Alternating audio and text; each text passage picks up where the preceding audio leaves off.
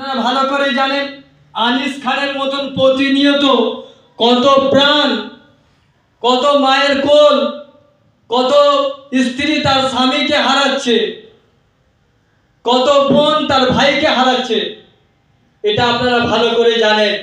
আর মানুষ দিশেহারা। 2026-এ বিধানসভা নির্বাচনে অল ইন্ডিয়া মজলিসে ইত্তেহাদুল মুসলিমিন মানুষকে দিশা দেখাবে।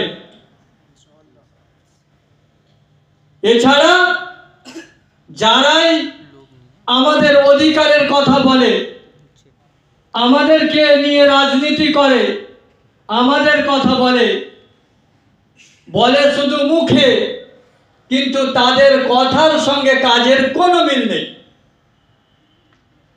কোনো মিল নেই। তারা বলে এক আর করে এক।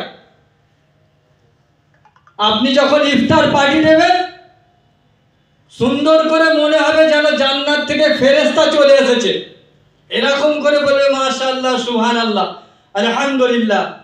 কিন্তু না, তার চিন্তা ভাবনা মুসলিম বিদ্বেষী এবং ভারতবর্ষের পিছিয়ে পড়া মানুষের বিদ্বেষী।